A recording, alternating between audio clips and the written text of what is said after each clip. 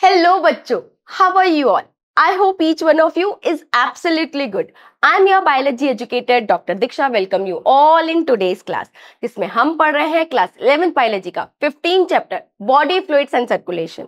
Part 1, part 2 हम complete कर चुके हैं, जिसमें हमने ब्लड एंड ब्लड कंस्टिट्यूएंट के बारे में पढ़ा, साथ ही साथ हमने ब्लड ग्रुप के बारे में पढ़ा। अब हम इसका पार्ट 3 ले रहे हैं, जिसमें हम ब्लड क्लॉट के बारे में पढ़ेंगे, साथ ही साथ लिम्फ के बारे में पढ़ेंगे। इस चैप्टर की बात करें बच्चों, तो इस चैप्टर में मेजर 7 टॉपिक्स हैं। पहला टॉपिक क्या है? ब्लड, जिसमें भी हम ब्लड एंड ब्लड कंस्टिट्यूएंट के बारे में पढ़ चुके हैं। दो कंपोनेंट होते हैं, प्लाज्मा और ब्लड सेल्स। प्लाज्मा 55% में प्रेजेंट रहता है, ब्लड सेल आपकी 45% में प्रेजेंट रहती हैं। साथ ही साथ ब्लड ग्रुप के बारे में पढ़ा। ब्लड ग्रुप दो टाइप के हमने ब्लड ग्रुप पढ़े थे, एबीओ और RH blood group.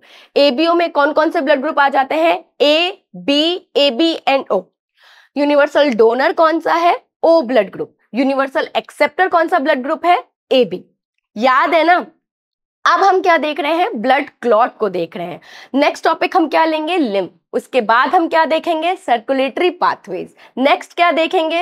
Human circulatory system. उसके बाद double circulation, then regulation of cardiac activity. End में हमारा टॉपिक आ जाएगा disorders of circulatory system.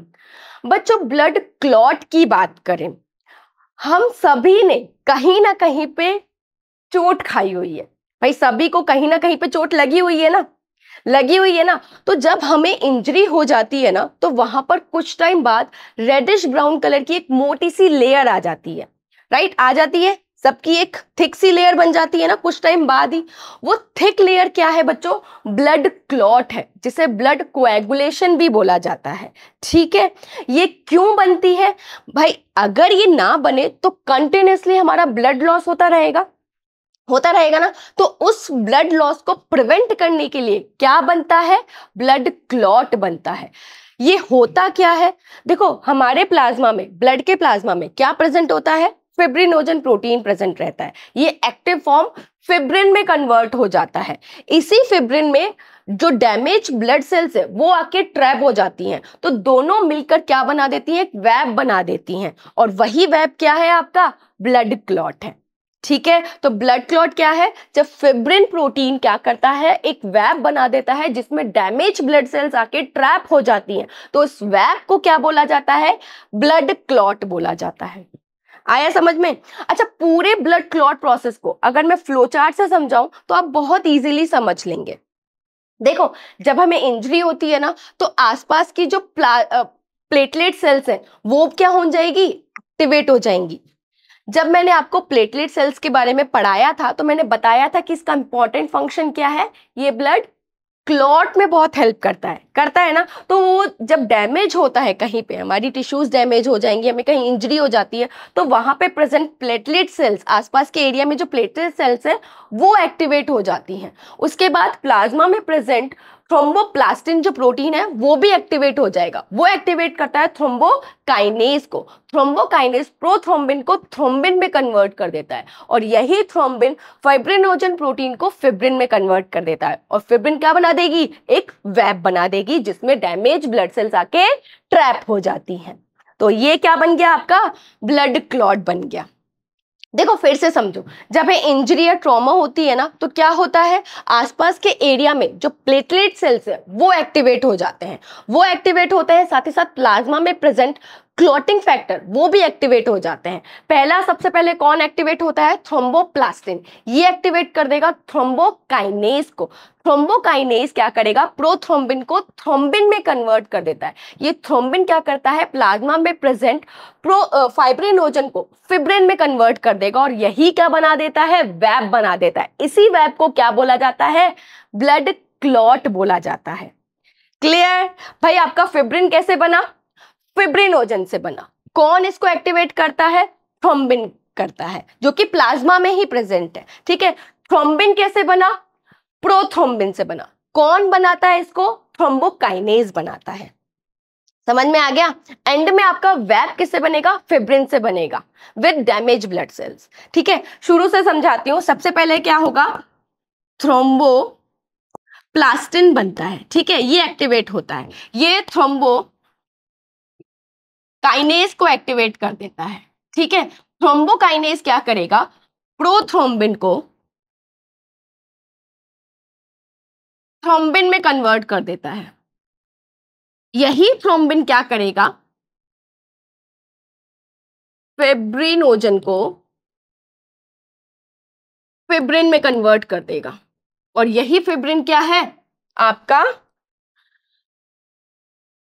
Blood clot है। जो फाइब्रिनोजन कन्वर्ट होता है फिब्रिन में, वो कैल्शियम की प्रेजेंस में होता है। Clear clear.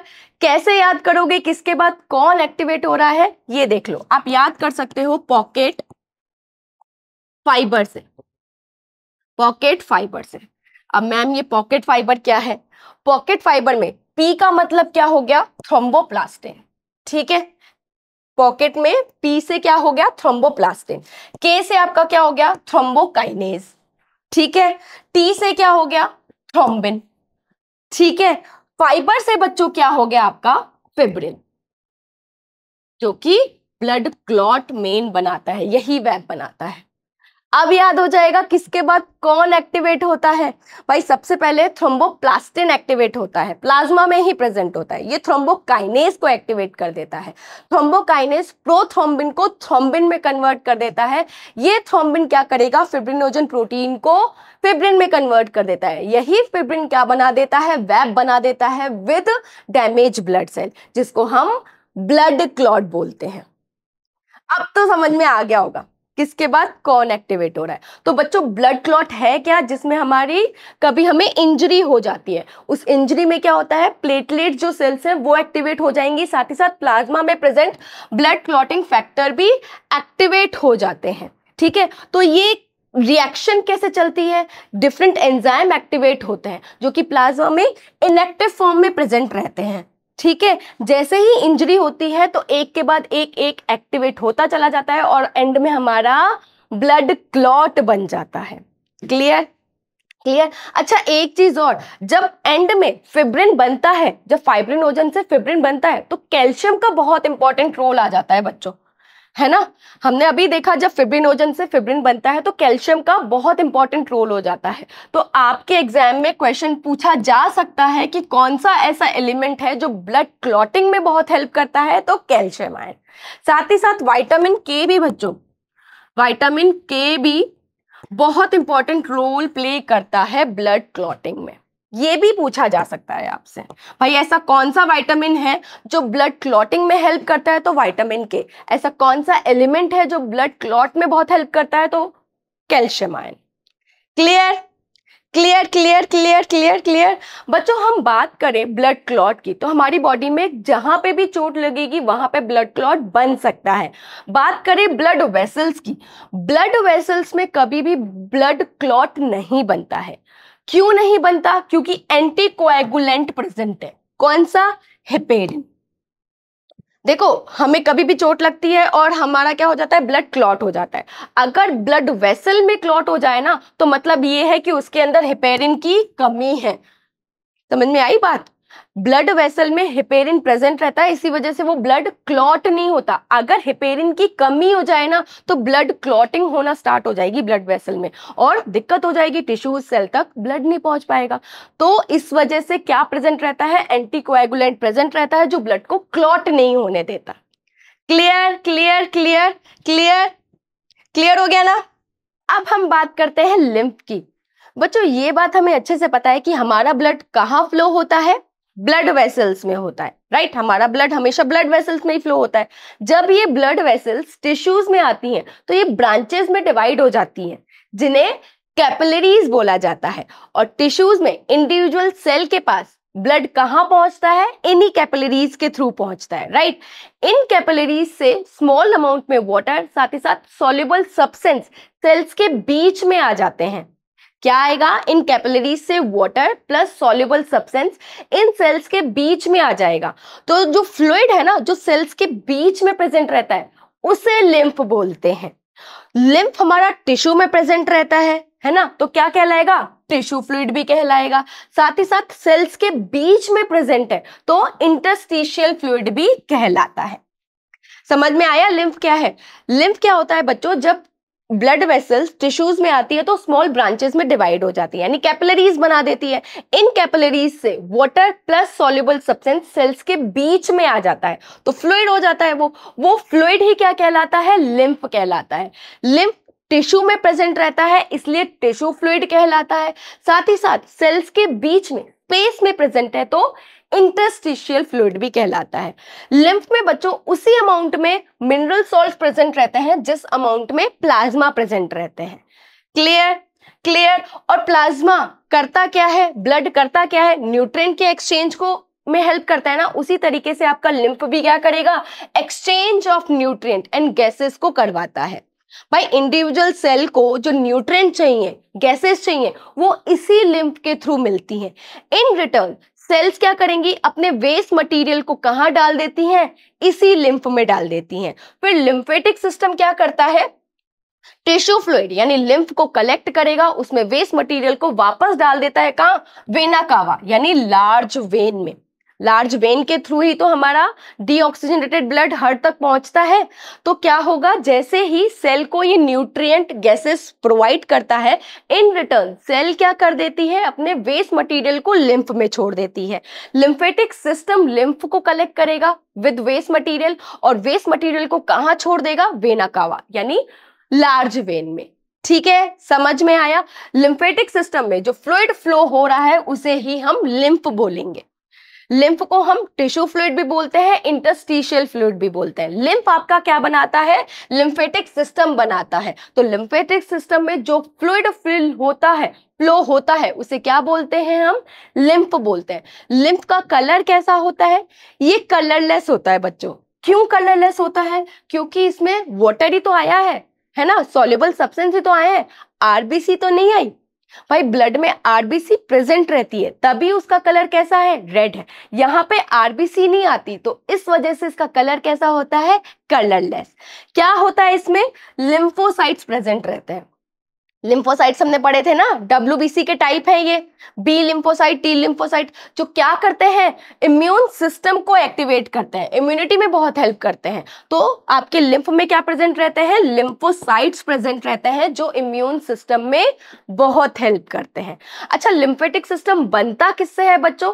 लिम्फेटिक सिस्टम आपका बनता है लिम्फेटिक सेल से, लिम्फेटिक वेसल से, लिम्फेटिक नोड से और लिम्फेटिक ऑर्गन से। जैसे सर्कुलेटरी सिस्टम होता है ना, जो ब्लड और ब्लड वेसल हार्ट से बनता है, उसी तरीके से आपका लिम्फेटिक सिस्टम होता है। किन किन से बनता है? लिम्फेटिक सेल से, लिम्फेटिक वेसल से, लिम्फेटिक नोड से और लिम्फेटिक ऑर्गन से। अब लिम्फेटिक ऑर्गन भी दो तरीके के होते हैं, प्राइमरी लिम्फेटिक ऑर्गन, प्राइमरी, और आपका सेकेंडरी लिम्फेटिक ऑर्गन। प्राइमरी में आपके कौन कौन से आ जाएंगे? थाइमस ग्लैंड आ जाएगी, साथ ही साथ बोन मैरो आ जाएगी, और सेकेंडरी में आपके क्या आ जाएंगे? टॉन्सिल्स आ जाएंगे और आपके लिम्फ नोड्यूल्स आ जाएंगे और आपके आ जाएगा स्प्लीन। स्प्लीन कहाँ होता है बच्चों? हार्ट के आसपास ही प्रेजेंट रहता है।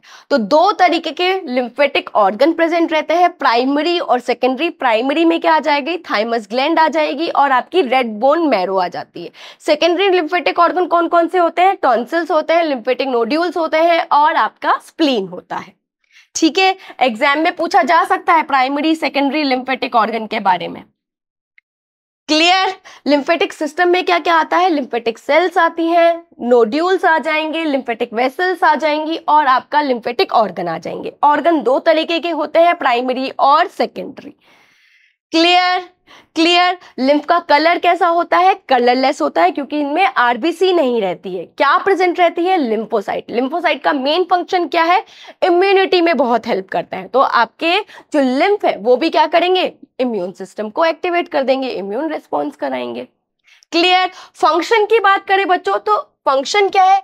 इसका इंपॉर्टेंट फंक्शन क्या है? भाई ये न्यूट्रिएंट और हार्मोन गैसेस को देता है ना, सेल को देता है ना, तो इंपॉर्टेंट फंक्शन इसका क्या है? कि कैरियर है किसका? न्यूट्रिएंट का, हार्मोन का और गैसेस का। साथ ही साथ ये फैट को एब्जॉर्ब भी करवाता है।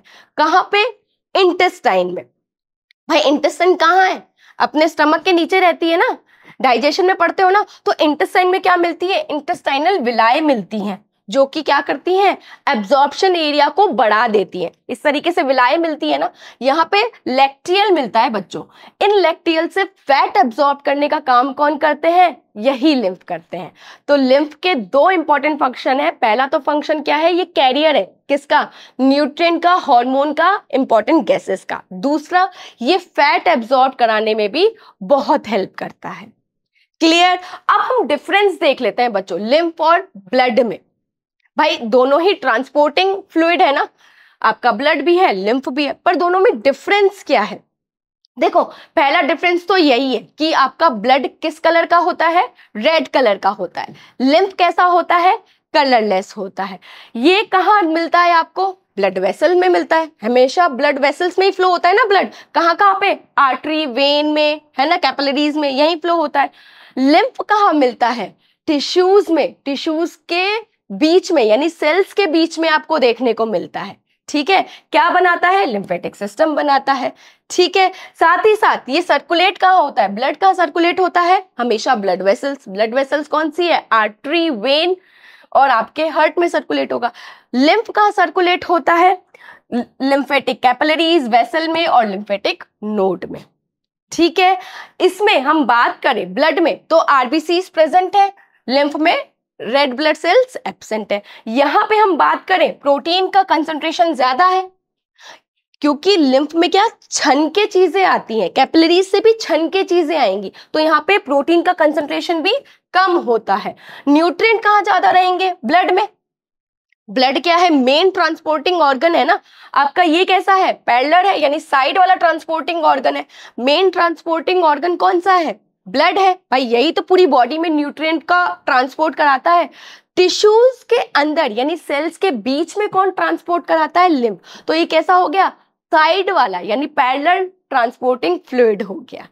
ठीक है, इसमें क्या होता है, ब्लड में क्या होता है, रेड ब्लड सेल्स अच्छे अमाउंट पे प्रेजेंट रहती हैं, जिसकी वजह से ब्लड का कलर रेड होता है। लिम्फ में रेड ब्लड सेल्स नहीं होती, तो ये कैसा होता है, कलरलेस। यहाँ पे प्रोटीन का कंसंट्रेशन ज्यादा मिलेगा ब्लड में, है ना, लार्ज अमाउंट में मिलेगा। यहाँ पे लो कंसंट्रेशन ऑफ प्रोटीन मिलेगा। यहाँ पे न्यूट्रिएंट गैसेस यही तो ट्रांसपोर्ट कराती है, तो इनका कंसंट्रेशन भी यहाँ ज्यादा है ब्लड में, इनका कंसंट्रेशन कम है लिम्फ में। तो यहाँ पे क्या मिलेगा, फ्यूअर न्यूट्रिएंट्स एंड वेस्ट। ठीक है, लिम्फ आपका क्या बनाता है, लिम्फेटिक सिस्टम बनाता है। ब्लड आपका क्या बनाता है, सर्कुलेटरी सिस्टम बनाता है। साथ ही साथ ब्लड ट्रांसपोर्ट के अलावा बॉडी टेम्परेचर और पीएच को भी मेंटेन करता है। हमने ब्लड के फंक्शन में देखा था कि ये क्या करता है, बॉडी के टेम्परेचर को भी रेगुलेट करता है और पीएच को भी मेंटेन करता है। ये क्या करता है भाई, न्यूट्रिएंट को ट्रांसपोर्ट या एक्सचेंज तो कराता ही कराता है, साथ ही साथ फैट को एब्जॉर्ब भी करवाता है। कहाँ पे, इंटेस्टाइन में। पढ़ा है ना, अभी हमने पढ़ा लिम्फ के फंक्शन में देखा था कि मेन फंक्शन तो इसका क्या है कि कैरियर है न्यूट्रिएंट का, गैसेस का और हार्मोन्स का। साथ ही साथ ये फैट को एब्जॉर्ब कराता है, कहाँ पे, इंटेस्टाइनल विलाई में। ठीक है, साथ ही साथ इसमें क्या रहता है, क्लॉटिंग फैक्टर यानी फाइब्रिनोजन प्रेजेंट है, तो क्लॉट बहुत जल्दी बन जाता है। यहाँ पर फाइब्रिनोजन कम प्रेजेंट है, तो क्लॉट भी बहुत धीरे धीरे बनता है। भाई ब्लड क्या है, मेन ट्रांसपोर्टिंग फ्लूइड है, तो इसमें अच्छे खासे अमाउंट में आरबीसी, न्यूट्रिएंट, प्रोटीन्स मिलेंगे, है ना। फिब्रिनोजन भी प्रेजेंट है, तो क्लॉट भी जल्दी बन जाएगा। लिम्फ की बात करें, ब्लड में से छन के चीजें आ रही हैं, यानी वाटर और सॉल्युबल सब्सटेंस कम अमाउंट में आ रही है, तो फिब्रिनोजन प्रोटीन भी कम होता है, तो क्लॉट भी धीरे धीरे बनता है। समझ में आया, आया समझ में भाई, मेन डिफरेंस समझ में आया ना, आया। चलो आज के इस लेक्चर में बच्चों हमने क्या देखा, हमने ब्लड क्लॉट के बारे में पढ़ा, यानी ब्लड कोएगुलेशन के बारे में पढ़ा, साथ ही साथ हमने लिम्फ के बारे में पढ़ा। चलो कुछ इंपॉर्टेंट क्वेश्चन कर लेते हैं। पहला क्वेश्चन क्या है, which of the following is not related to blood coagulation. Blood coagulation में प्रोटीन्स इन्वॉल्व रहते हैं, प्लाज्मा प्रोटीन कौन कौन से रहते हैं, थ्रोम्बिन, थ्रोम्बोकाइनेज और फिब्रिन। कहीं पे भी एल्ब्यूमिन नहीं आता, एल्ब्यूमिन का कोई रोल नहीं है कहाँ पे, ब्लड क्लॉटिंग में, है ना। थ्रोम्बोप्लास्ट ने एक्टिवेट कर देगा थ्रोम्बोकाइनेज को, थ्रोम्बोकाइनेज प्रोथ्रोम्बिन को थ्रोम्बिन में कन्वर्ट कर देता है, यही थ्रोम्बिन फिब्रिनोजन को फिब्रिन में कन्वर्ट कर देता है, और फिब्रिन क्या कर देती है, वेब बना देती है with dead blood cells. Clear, तो एल्ब्यूमिन कहीं पे भी नहीं आया, ये आपका ब्लड क्लॉटिंग में इन्वॉल्व नहीं रहता। Clear? Next question, what does lymphocyte protect from? क्या प्रेजेंट रहते हैं? लिम्फोसाइट प्रेजेंट रहते हैं, है ना। लिम्फोसाइट कहाँ प्रेजेंट रहते हैं? लिम्फ में प्रेजेंट रहते हैं। लिम्फोसाइट्स क्या करते हैं? इम्यूनिटी में हेल्प करते हैं, तो फ्रॉम पैथोजेनिक ऑर्गेनिज्म से हमें प्रोटेक्ट करते हैं। क्लियर? क्लियर, कहाँ प्रोटेक्ट करेंगे? पैथोजेनिक ऑर्गेनिज्म से। Clear? Next question, which one of the following is not the main organ of lymphatic system? भाई हमने दो तरीके के लिम्फेटिक ऑर्गन पढ़े थे, प्राइमरी और सेकेंडरी। प्राइमरी में आपका क्या आ जाएगा? थाइमस ग्लैंड आ जाएगी और रेड बोन मैरो। सेकेंडरी में आपका क्या क्या आ जाएगा? टॉन्सिल, लिम्फेटिक नोड्यूल्स और आपके क्या आ जाएंगे? स्प्लेन आ जाएगा। तो कौन सा नहीं है लिम्फेटिक ऑर्गन? किडनी, है ना। किडनी कोई ऑर्गन नहीं है, लिम्फेटिक सिस्टम में नहीं आता। Clear? Next question, due to the decrease in the number of platelets the space is deform. Platelets कम हो गई। प्लेटलेट्स का क्या इंपॉर्टेंट फंक्शन है? वो ब्लड क्लॉट कराता है। तो अगर प्लेटलेट्स का नंबर कम हो गया तो ब्लड क्लॉटिंग नहीं होगी, तो क्या डिफॉर्म हो जाएगा? ब्लड